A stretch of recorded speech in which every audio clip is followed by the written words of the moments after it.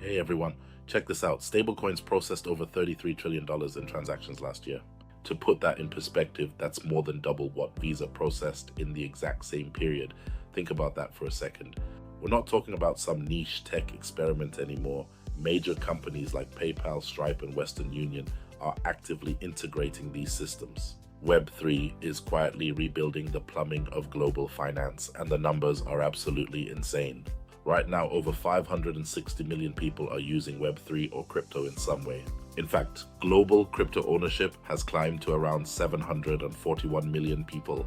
That means roughly 1 out of every 10 people connected to the internet now owns crypto. Look at platforms like Binance. They've crossed 300 million registered users, while Trust Wallet has surpassed 200 million downloads globally. The sheer scale of people jumping into this space is mind-blowing. But let's be totally real for a second, it's not all perfect. If you've ever tried using a decentralized app, you know it can be a massive headache. On average, it still takes about 4 times longer to complete a basic task compared to regular apps. And onboarding a new user usually requires up to 7 complicated steps. On top of that, a lot of the big institutional activity is happening inside heavily regulated corporate wrapped systems. So that completely open, user-owned internet people originally dreamed of is still mostly a blueprint.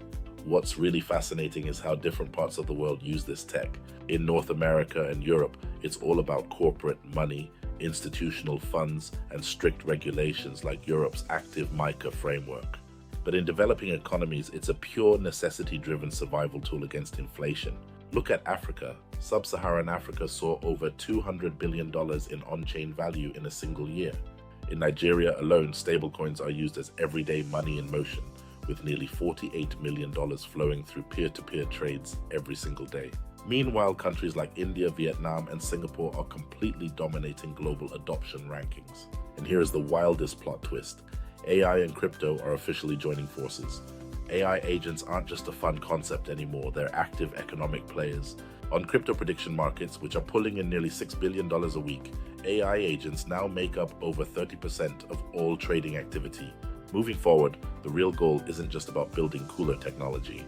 It's about making it so simple and seamless that regular folk can use it and benefit from it without ever needing to know how a blockchain works. So, what do you guys think? Are you using stablecoins as everyday cash, or are you just watching this shift from the sidelines? Let me know in the comments below. If you want to stay ahead of the curve and see where the future of money is going, do yourself a favor. Hit that follow button right now. Check out our main hub at DeFiPlanet.com and follow us across all platforms at DeFiPlanet so you never miss an update.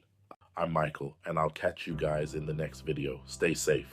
Disclaimer, this video is strictly for informational, educational, and entertainment purposes. It is not financial, investment, legal, or tax advice. Always do your own research.